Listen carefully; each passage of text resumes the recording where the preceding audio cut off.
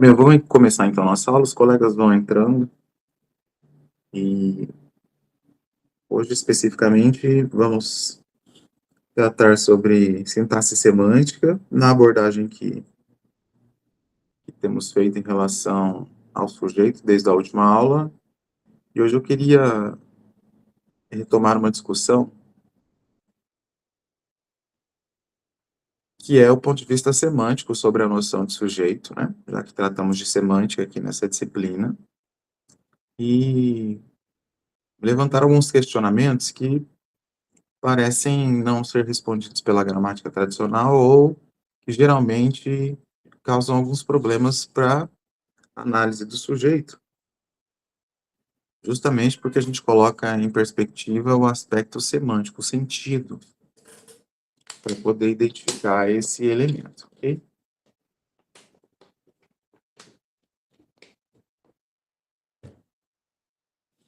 Então aqui a gente parte de uma perspectiva tradicional.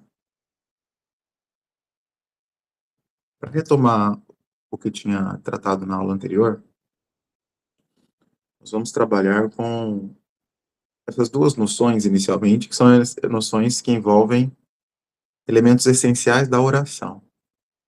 Oração é uma noção, como nós vimos lá na primeira aula, que envolve sempre pelo menos um verbo, né? Uma oração simples. Para a sintaxe, interessa essas construções que se dão por meio de uma oração. Então, quando nós tratamos, boa noite, quando nós tratamos de oração, estamos pensando especificamente de uma construção em torno de um verbo, certo?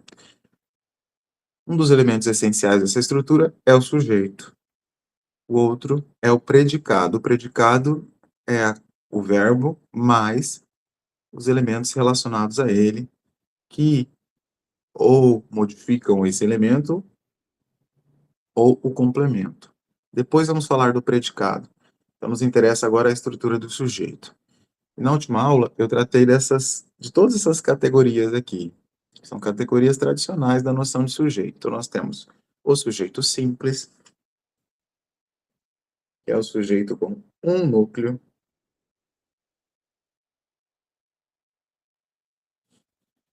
E essa noção de núcleo, ela é importante para a gente diferenciar o sujeito simples do sujeito composto, que tem dois ou mais núcleos. Então, marcado na estrutura do sujeito, nós vamos ter, às vezes, um único núcleo, como em A Menina Caiu, só um núcleo, que é menina, tá? Em As Meninas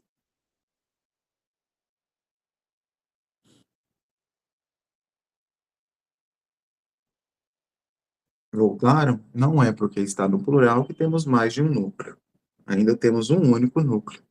Um núcleo, claro, que está ali no feminino e no plural. O que interessa para essa análise do núcleo? Observar na construção do sujeito, que é sobre quem se afirma alguma coisa,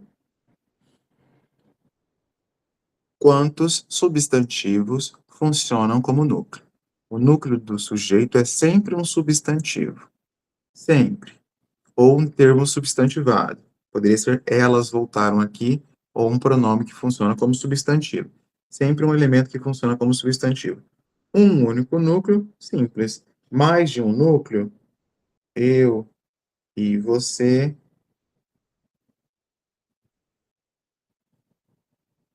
viajamos. Aí eu tenho dois núcleos, né? Um eu mais um você aqui.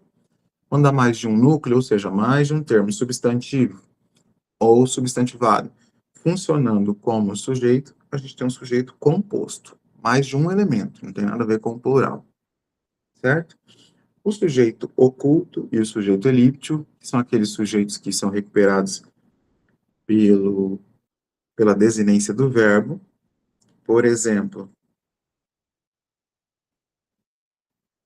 se eu tenho uma construção com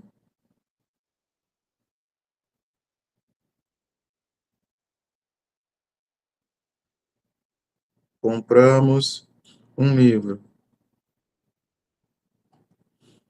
Bem, eu não tenho sujeito marcado aqui, né? Como acabamos de ver, por exemplo, no simples, um núcleo no composto 2. Mas, pela desinência do verbo, que aqui é compramos, a gente sabe que se trata de um nós, né? Embora ele não apareça, a gente recupera pela desinência. Então, esse sujeito recuperado pela desinência, ou seja, pela forma como esse verbo ele foi conjugado, ele é um sujeito desinencial, ou os outros nomes que aqui estão. Oculto, né, porque ele não aparece, ele é recuperado pela desinência, ou elíptico, que é um termo para dizer que o sujeito é recuperado, embora ele esteja apagado, né, elíptico ali na estrutura. Então, esses três primeiros sujeitos aqui, eles estão marcados ali, de alguma forma, na estrutura, ou pela presença do núcleo, ou pela conjugação do verbo. É claro que no sujeito simples, no sujeito composto, a gente também observa o sujeito pela desinência do verbo, né? Por exemplo, nós poderia estar marcado ali um nós compramos. E ainda assim eu teria a presença mais a marca do verbo, né? Então, uma duplicidade de marcação desse sujeito. Mas no sujeito simples, no composto, ele está lá presente na estrutura. A gente está pensando em estrutura aqui. Então, eu consigo apontar, o sujeito ali é o professor, o sujeito ali é a menina. Os sujeitos ali são eu e menina, né? Eu e professor, dependendo de como nós temos essa oração. Depois nós temos o sujeito indeterminado. O sujeito indeterminado é aquele sujeito que, como o próprio nome indica, ele não pode ser recuperado. Eu não consigo compreender exatamente quem é esse sujeito nessa estrutura. Isso se dá pela marcação de terceira pessoa do plural ou a primeira de singular com C. Tá? Então, nós temos, geralmente, para esse sujeito aqui, construções na terceira pessoa do plural, do tipo, falaram mal de você.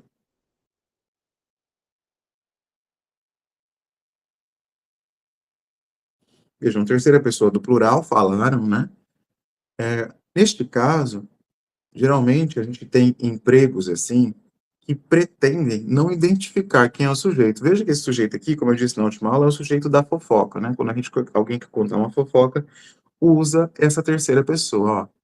Falaram mal de você, comentaram que você está fazendo tal coisa. Então essa terceira pessoa é exatamente para não identificar esse sujeito. Ah, mas falaram, me recuperam um eles. Eu consigo recuperar um eles, como vemos ali no desse realmente. Só que esse sujeito ele é empregado em construções em que esse eles não vai ser possível de ser retomado dentro da estrutura, dentro de um texto, dentro de um contexto. Então ele aparece efetivamente, e o falante usa isso para não identificar esse sujeito. E é muito recorrente, porque comecem a perceber como nós utilizamos essa terceira pessoa aqui para não identificar o sujeito. Ok? Uma das possibilidades dele. Então, indeterminado é quando não é possível determinar o sujeito, nem pelo contexto. Se pelo contexto eu consigo recuperar quem são eles, ele não está indeterminado, certo? Por exemplo, Pedro e João vieram à aula. Eles anotaram tudo. Esse eles, anotaram tudo, sem o eles. Esse anotaram tudo, ele me mostra ali uma construção sem sujeito, simplesmente anotaram tudo. Mas eu consigo recuperar quem são. Se eu consigo recuperar quem são, não é indeterminado, é um sujeito desinencial. Tá? Agora, se dentro de um contexto alguém solta algo como isso que eu falei ali, né? Olha, falaram mal de você, e eu não consigo recuperar quem é esse sujeito, é indeterminado. E depois eu tenho algumas construções com orações sem sujeito. Orações sem sujeito são alguns casos bem específicos, como, por exemplo, o verbo haver no sentido de existir. Boa noite. O verbo haver no sentido de existir, por exemplo, há 30 dias que eu não te vejo. Né? Não tem sujeito para esse tipo de oração. E também para verbos que denotam circunstâncias da natureza. Então, chover, ventar, nevar, não tem sujeito, né, simplesmente choveu, simplesmente ventou. Eu posso até intensificar, choveu muito. Eu posso até identificar alguns aspectos circunstanciais. Choveu muito hoje, mas nada disso é o sujeito, porque, sobre quem se afirma isso, né? Eu não tenho como recuperar o sujeito para verbos que denotam circunstâncias da natureza.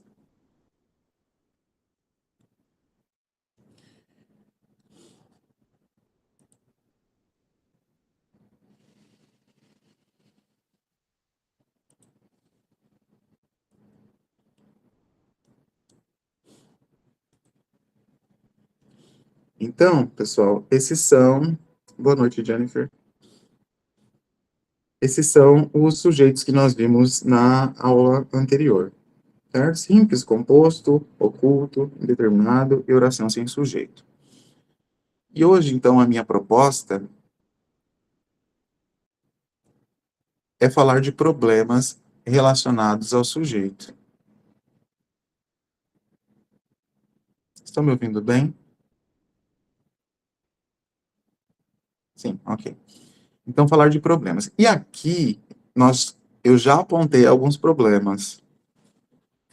Vejam, eu comecei essa aula dizendo o seguinte, que o sujeito, ele é um elemento essencial da estrutura da oração, na perspectiva da gramática tradicional. Toda oração, para a gramática tradicional, tem sujeito e predicado. Bem, que toda oração terá um predicado, isso é verdadeiro porque não existe oração sem verbo. Toda oração tem um verbo, né? Até porque a gente só fala em oração, como vimos lá na primeira aula, quando há pelo menos um verbo. Tem que ter pelo menos um. Agora, sujeito, veja a incoerência da abordagem tradicional. Se toda oração tem sujeito, como é que uma oração tem um sujeito indeterminado? Se toda oração tem sujeito, como é que existe oração sem sujeito? Então, aqui há uma incoerência relacionada à abordagem tradicional, né? Dizer que o sujeito ele é obrigatório, mas ele também não aparece. É uma incoerência, né? Então, já é uma questão, um dos problemas relacionados a isso que temos visto aqui. Outra questão importante, olhando esse quadro de sujeitos aqui possíveis, é lembrar alguns aspectos centrais dessa noção de sujeito. Por exemplo, o sujeito ele sempre estabelece a concordância com o verbo. Então, se o verbo está no plural, o sujeito estará no plural, né? Se o verbo está no singular, o sujeito estará no singular. Isso é bem legal porque ajuda a identificar esse sujeito. Porque, às vezes, eu mostrei isso na aula passada, as construções de sujeito são muito complexas. Por exemplo, todos os meus livros de linguística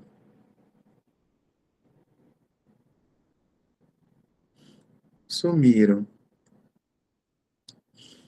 Vejam, o sujeito aqui é todos os meus livros de linguística, porque é sobre quem se afirma o que o verbo está indicando ali, que é sumir, né? Então, é um sujeito que não é simples, é um sujeito complexo. Veja, eu estou dizendo que o sujeito é simples, não é simples, ele é complexo porque ele é construído por vários elementos. Agora, é um sujeito simples, um sujeito composto, né, pensando na estrutura, são outros 500. Pensando na estrutura de núcleo, é um sujeito simples. Por quê? Porque eu vou ter aqui apenas um núcleo, um único núcleo. Bem, acabamos de ver que o sujeito concorda com o verbo. O verbo está no plural, sumiram, né? Então, o sujeito precisa estar no plural. Se eu olho para essa construção aqui, linguística está no singular, não pode ser o meu sujeito. Uma outra característica do sujeito é que ele jamais é preposicionado. Antes dele nunca virá um de, nunca virá um em, nunca virá um com, um entre, qualquer preposição. Então, linguística está antes do de ali, está preposicionado, não pode ser o meu sujeito. Né? O que sobra ali de elementos para a gente analisar são todos os meus livros. Desses, quais são os substantivos? Só um, que é livros. Né? Então, os pronomes e os artigos que aparecem ali antes, eles não são substantivos, né? São outras classes de palavras, logo não são o núcleo do meu sujeito. Núcleo aqui é apenas livro, um só. Então percebam como é uma estrutura bem complexa que às vezes dificulta o, a definição ali do elemento nuclear dessa estrutura. E às vezes pode confundir pelo tamanho, né, com sujeito composto. E não é. Sujeito composto é quando tem mais de um núcleo. Aqui eu só tenho um, que é livros. Então, olha ali, né? Estabelece concordância com o verbo? Sim. O verbo está no plural e o sujeito está no plural, o núcleo, principalmente, está no plural.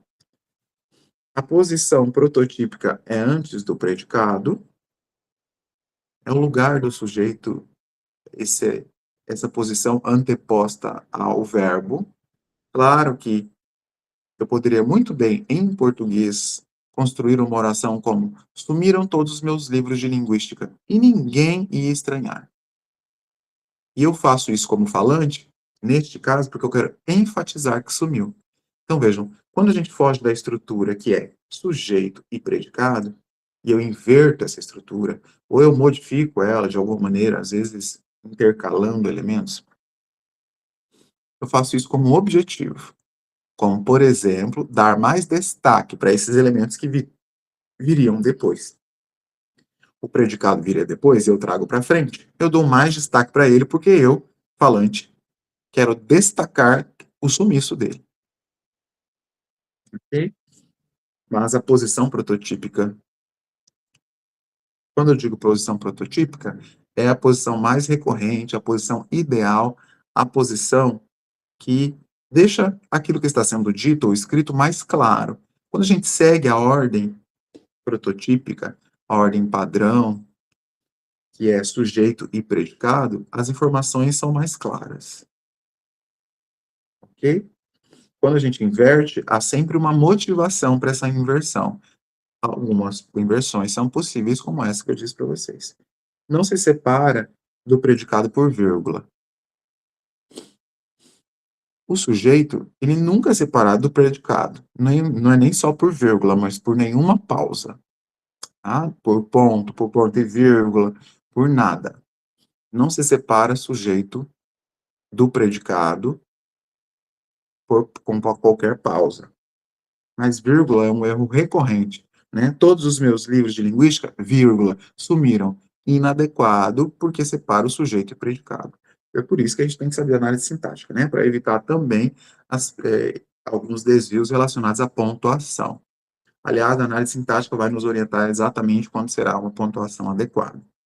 Não tem nada a ver com respiração, né? Que é um outro mito que se propaga por aí.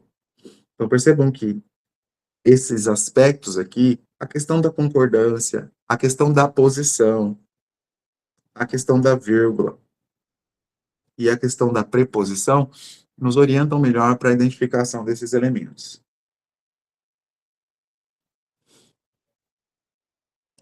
E aí, então, eu chego nesse quadro, nesse problema aqui, que é o primeiro problema que eu quero tratar aqui com vocês hoje, relacionado à noção de sujeito.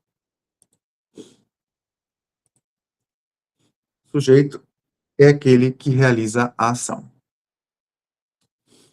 Essa afirmação, ela é muito propagada e muito ensinada quando se trata de sujeito, né? Indicar que, em uma oração, como por exemplo, a número 2 que aparece aqui pra gente, para identificar o sujeito, nós vemos ali quem foi que realizou a ação.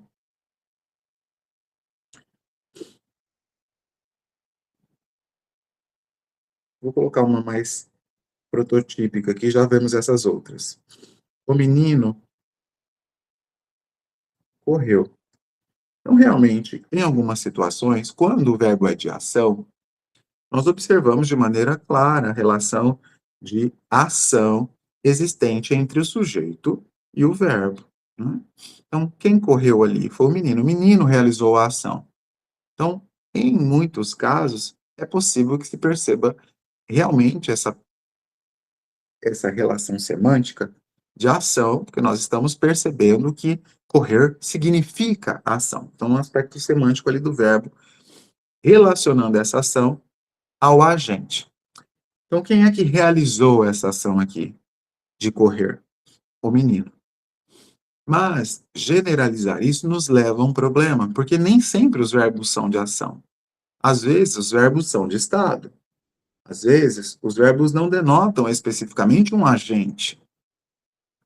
E aí nós teremos problemas para classificar esse sujeito, né, dentro de uma estrutura oracional. Então, veja um exemplo 2, né, que é um exemplo que eu trago aqui para a gente pensar nessa questão. O sujeito é aquele que realiza a ação. Tá? Em uma construção como Marcela pegou o Covid, eu vou poder afirmar que o sujeito realizou a ação, neste caso? Foi a Marcela que realizou a ação de pegar? Bem, se a gente for se ater aos aspectos semânticos aqui, de sentidos relacionados ao que está sendo dito, a gente sabe que Covid, a gente não vai lá e pega a Covid, né? A Covid é um vírus, e o vírus é que nos ataca. Quem realizou a ação aqui não foi a Marcela foi afetada ou sofreu a ação da Covid. Então não foi ela que realizou a ação. Logo, identificar que todo sujeito realiza ação é um problema, é uma falha, e muitas abordagens vão por esse caminho, né. E quando a gente se atém a construções como essa, percebemos claramente que não foi o sujeito quem realizou a ação, mas o sujeito, ele sofre essa ação, certo?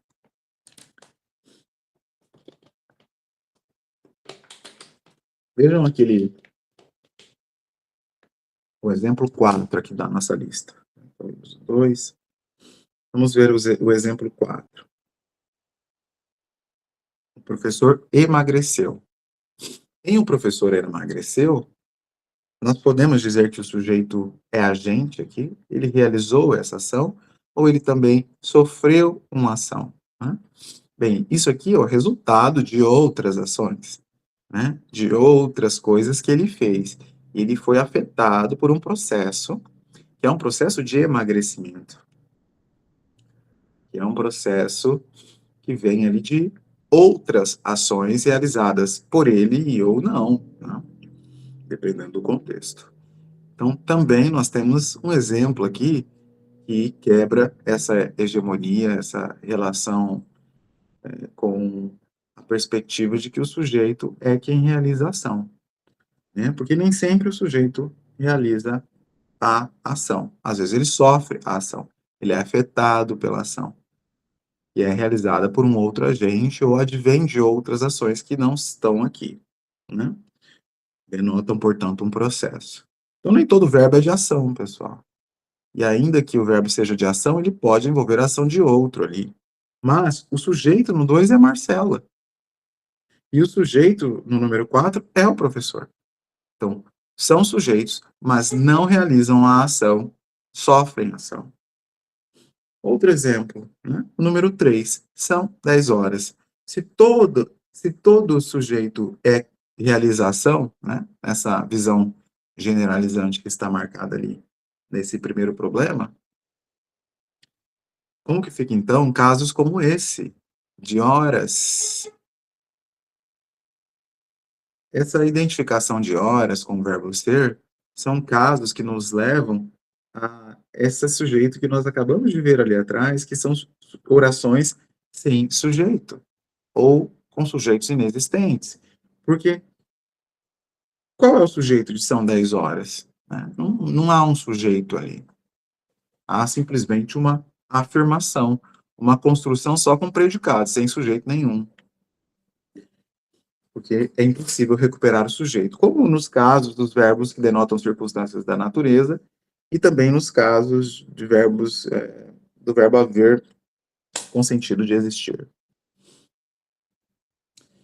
Então, nem podemos falar em ação aqui, porque não temos ação, temos uma especificação de horas ali que nos leva àquela categoria de sujeitos inexistentes. Então, vejam que aquelas categorias que nós acabamos de ver, e um problema que já há lá, que é a relação do, de uma estrutura que não tem um elemento essencial marcado, que é o caso do sujeito inexistente, também nos leva a uma impossibilidade de identificar o agente da ação, porque, neste caso, sequer a ação.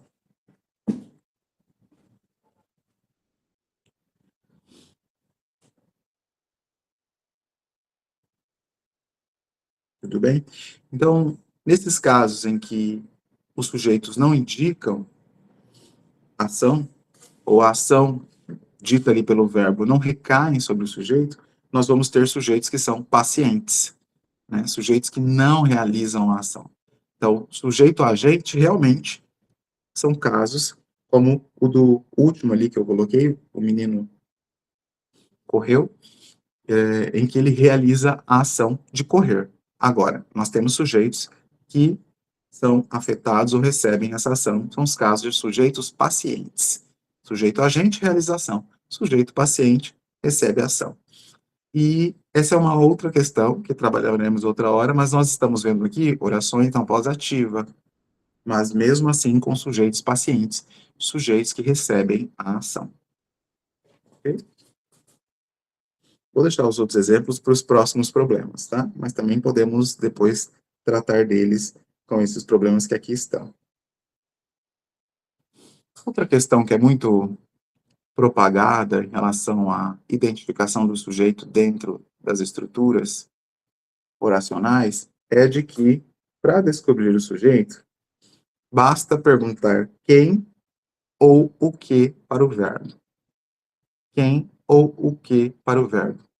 Bem, acabamos de ver, né, esses casos de construções com verbos de ação que nos mostram ali o sujeito realmente realizando uma ação, realmente um sujeito agente, um sujeito que realiza a ação. Em casos como aquele, né, vou até reproduzir aqui a minha oração, que era o menino correu.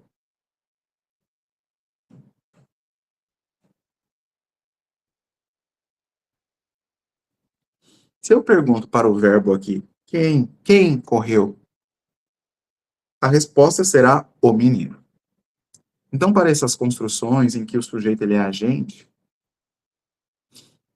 essa relação, né, do verbo que responde ali quem ou que, realmente funciona. Mas, como acabamos de ver, nem toda construção nos leva a um sujeito que realiza a ação. E aí também teremos problemas. Outra questão importante aqui é pensar nas construções que não têm uma resposta para essa pergunta, quem ou o que. E nós não vamos ter respostas para essa pergunta em construções em que o sujeito não pode ser recuperado, né? Se eu não tenho resposta para o quem ou o que, é difícil descobrir ali o sujeito também, né? Vamos ver os exemplos aqui.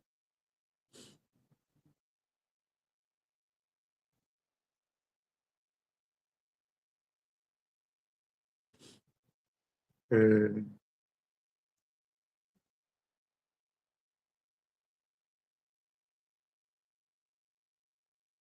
bem, se eu pego aquele exemplo 2 que nós já vimos, né? A Marcela pegou Covid e pergunto quem pegou Covid, a resposta é Marcela. Então, mesmo nesse caso em que o sujeito é paciente, né? A gente tem uma resposta satisfatória. O professor emagreceu. Quem emagreceu? A resposta é o professor. Então, me ajudou ali tanto a identificar o sujeito em construções com verbo de ação, como o número 8, quanto em construções em que o sujeito não é o agente, né? Número 2 e número 4. Agora, se eu pergunto, né, quem ou o que para a construção de horas, que é aquela que eu disse para vocês que não tem sujeito, também, novamente, eu não tenho resposta, né, e aí, essa relação também fica comprometida, né. Quem são 10 horas não tem resposta, ou o que são 10 horas também não tem resposta, e não haverá mesmo, porque aqui é uma construção sem verbo, né. E aí é preciso compreender que existe essa possibilidade em termos de língua, né, de o sujeito ele não aparecer na estrutura da oração para esses casos de oração sem sujeito.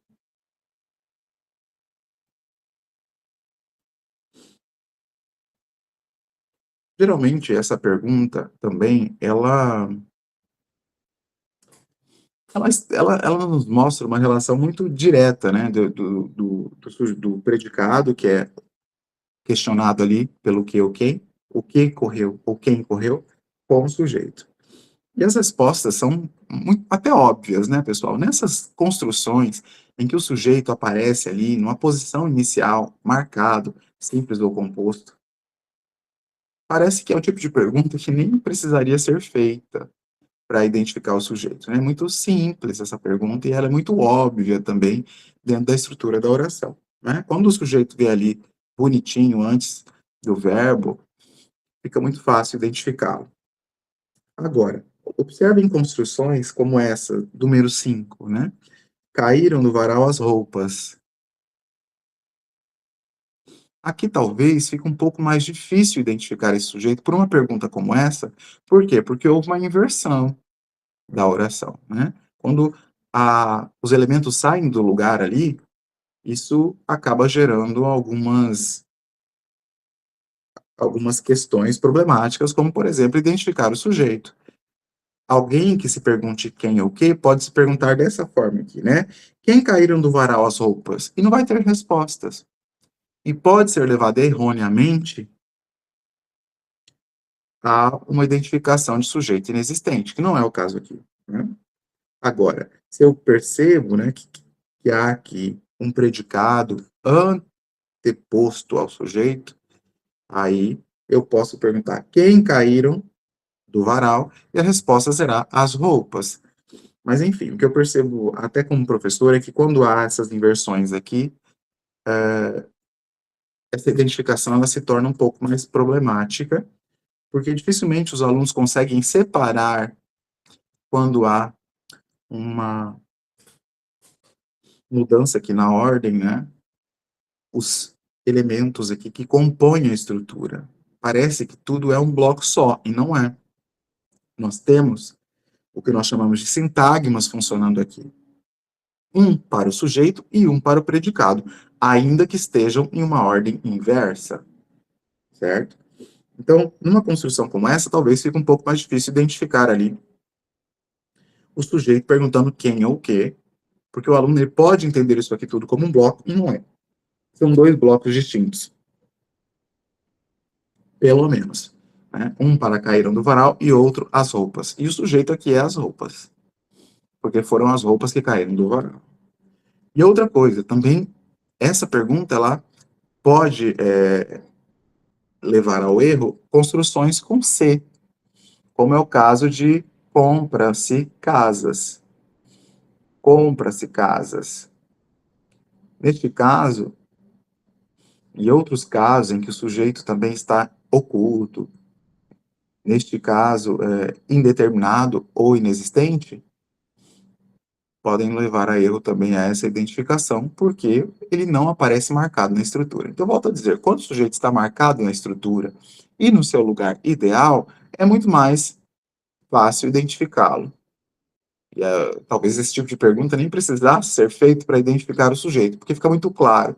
Quando, claro, se percebe que há ali um verbo, que ali é uma construção predicativa, né, que aquilo que vem antes é o sujeito. Ok. Mas quando falta esse elemento, e a gente viu que há possibilidades, né, do sujeito não vir marcado, fica um pouco mais difícil, e aí essa pergunta aqui, quem ou o que, ela falha, né? Quem compram-se casas? Quem compram-se casas? Ou o que compra-se casas? E aí eu não vou identificar casa aqui como sujeito, né, que é o caso. Falei para vocês desse tipo de ocorrência na aula anterior, né? Então, essa construção com C aqui, vejam que casas não está preposicionada, né? E é um tipo de construção em que o sujeito aparece pós-posto ali. E a pergunta de quem compra-se casas não existe, embora o sujeito esteja marcado. Então, em todos esses casos de estruturas que se movimentam, o sujeito vem depois do predicado, ou aparece em outro, pode aparecer intercalado também, né? Mas, enfim, ela sai do seu lugar prototípico, que é antes do predicado, antes do verbo. Ou esses casos de oração sem sujeito, sujeito indeterminado, sujeito oculto, que o sujeito não tem um núcleo marcado, nós teremos problemas para identificar o sujeito por meio dessas perguntas. Ok?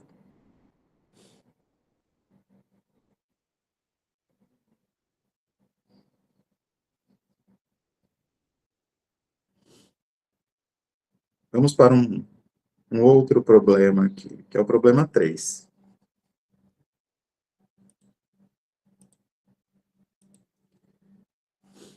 O sujeito vem sempre antes do verbo. Bem, isso aqui já está bem claro para vocês, né? Que o sujeito não vem sempre do verbo, antes do verbo. Aliás, na oralidade, a gente usa muito o sujeito pós-posto ao verbo, né? Como eu disse lá atrás, sumiram os meus livros, para enfatizar o sumiu, né? É muito comum que se faça essas inversões. Nos exemplos aqui, nós vimos ali o número 5, por exemplo. Caíram do varal as roupas. Nossa, caíram do varal todas as roupas. Então, eu enfatizo ali o aspecto de cair, né, deixando ele em primeiro plano, a gente chama de topicalização isso, né, traz para frente da estrutura um elemento que seria depois ali numa ordem ideal, ou prototipicamente, para enfatizá-lo. Mas, em 5, as roupas é que é o meu sujeito, porque foram elas que caíram do varal. Né? Em 6, casas, que é meu sujeito, porque são elas que são compradas ali.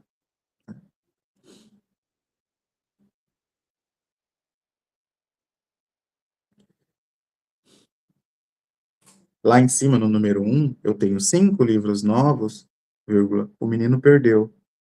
O que que o menino perdeu, né? 5 livros novos. Então, percebam que ali, no início, há o complemento do verbo, o que foi perdido, e não o sujeito. O sujeito é o menino, né? A afirmação ali de perder recai sobre ele, certo?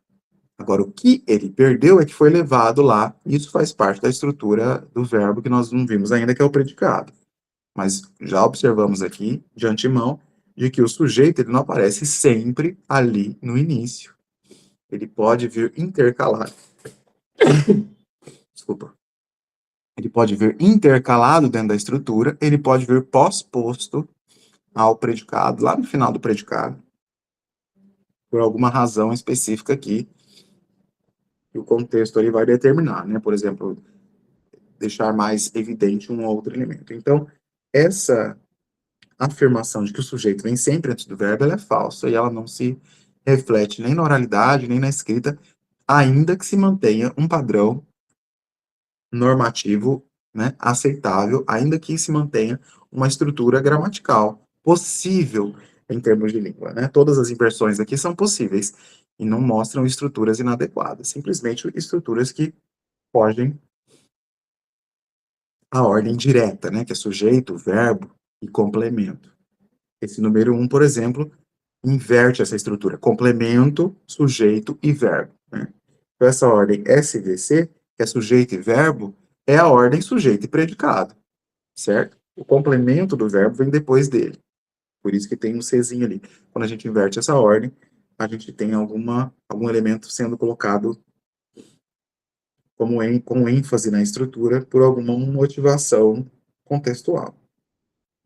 Então, olha só, né? Quando a gente olha para esses três problemas aqui, a gente percebe que esses métodos pensar que o sujeito é aquele que realiza a ação, descobrir o sujeito perguntando quem ou o quê, ou compreender que o sujeito vem sempre antes do verbo, eles falham nas análises. Por quê? Porque eles confundem, algumas vezes, o sujeito como objeto, né? Como naquele caso do caíram as roupas do varal,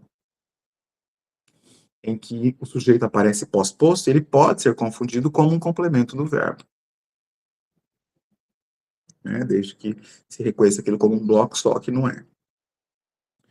Eles podem falhar em estruturas em que o sujeito é oculto, indeterminado ou inexistente. Falham realmente porque não há ali a possibilidade de recuperar um sujeito marcado na estrutura, né? Eu não tenho um núcleo, eu não tenho dois núcleos ou mais, logo eles falham nesse sentido, porque há uma dificuldade maior de identificar quem realizou a ação, por exemplo, né? Ou ter esse referente à pergunta de o que ou quem. E também, né, esse tipo de sujeito, estou pensando aqui especificamente no oculto, no indeterminado e inexistente, como isso se processa nessa afirmação 3, né, de que o sujeito vem sempre antes do verbo? Se ele nem está lá marcado na estrutura. Problemático também. O sujeito nem sempre é agente, ele nem sempre é realização. Ok, já ficou claro para vocês, né? O sujeito pode aparecer pós-posto ao verbo, há vários exemplos aqui sobre isso, e há orações sem sujeito, que vai nos levar também a essas questões problemáticas que aqui estão, e sujeitos indeterminados, né? Índices de determinação do sujeito ali, que nós utilizamos e empregamos também por uma razão muito específica, que é não deixar claro quem é esse sujeito, que vai enfatizar esses problemas. Bem, o último que eu trago aqui está relacionado à estrutura da oração, que diz lá que o sujeito é um termo essencial da oração. Então vejam que aqui é um problema que vem da própria definição da gramática normativa, né? Qualquer gramática vai identificar o sujeito como elemento essencial da oração, assim como o predicado. Mas nós vimos que há sujeitos que são indeterminados, ou seja, não aparece na estrutura. Oração sem sujeito, ou seja, o sujeito não aparece na estrutura, né? Então, em orações com sujeito indeterminado, o agente da ação não é identificado, porque o falante não quer identificar. Ó, falaram mal de você, viu? Fica atento, faça o serviço certinho aí, porque falaram mal de você. Quem falaram? Quem utiliza esse tipo de construção não quer identificar esse sujeito. Na última aula, pessoal, eu disse inclusive que há outras formas de não identificar o sujeito, né? Mas aqui estamos pensando neste caso especificamente, em que o sujeito é indeterminado, porque o falante o indeterminou, por exemplo, pela terceira pessoa do plural, né? E aí, pensar nesse sujeito como um termo essencial da oração nos leva a uma noção problemática, porque ele sequer aparece ali, certo? Vejam os exemplos que estão aqui, né? São 10 horas, é um tipo de construção que nós já sabemos que não tem sujeito, é oração sem sujeito, também inclui aqui o verbo ser, no sentido de tempo corrido, né? E eu não tenho como sequer pensar esse sujeito dentro de uma estrutura, porque olha só, se eu tenho uma estrutura oracional em que eu tenho sujeito e predicado, quem é o sujeito em são 10 horas? Essa estrutura aqui me mostra um lugar vazio. Então, em língua portuguesa, é possível construir uma oração sem que a posição de sujeito esteja preenchida. Como, por exemplo, em São 10 horas, que eu tenho apenas o predicado preenchido. Então, o sujeito é um termo essencial da oração, como também o predicado, mas em português é importante lembrar que é possível não preencher essa estrutura do sujeito como em casos do verbo ser que indicam horas, como casos com o verbo haver que indica sentido de existir, né?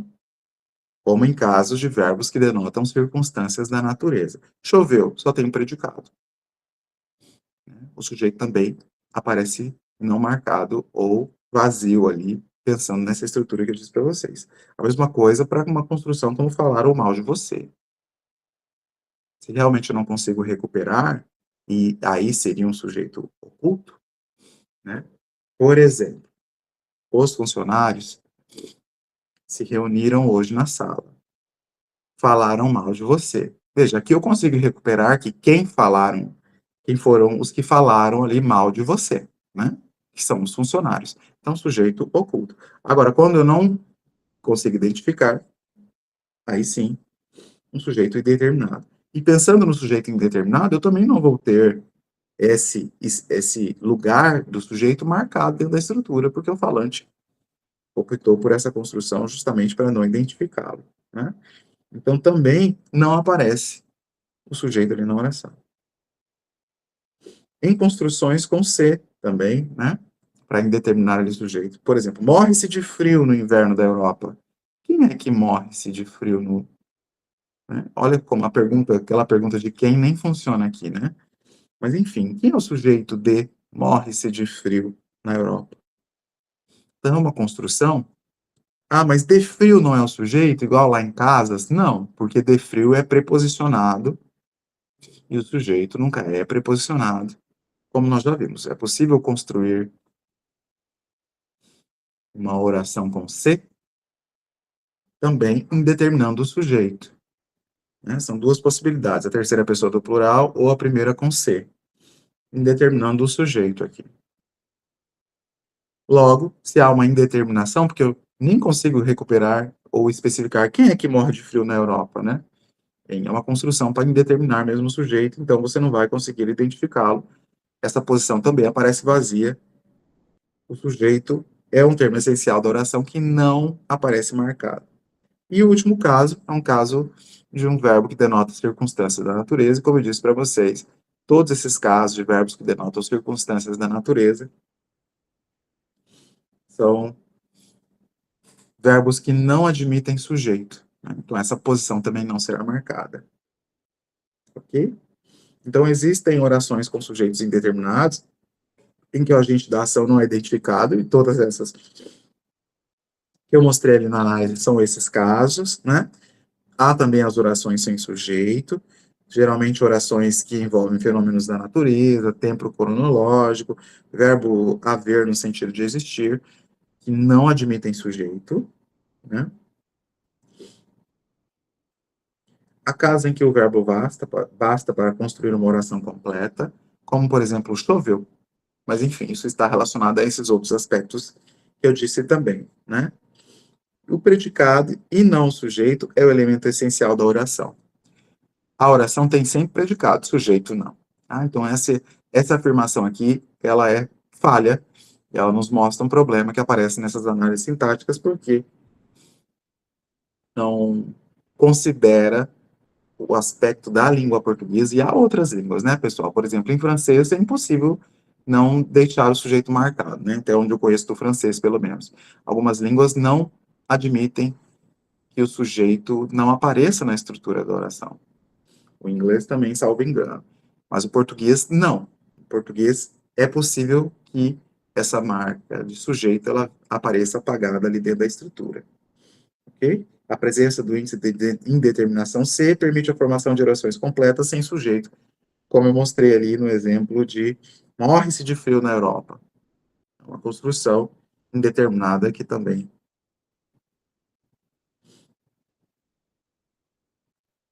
não permite, é uma construção que também não permite afirmar que o sujeito é um termo essencial. Essencial mesmo é o predicado, porque toda oração tem verbo, mas algumas orações em português não tem sujeito. Ok?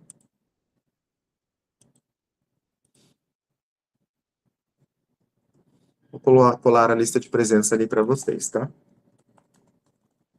Enquanto eu faço aqui o fechamento.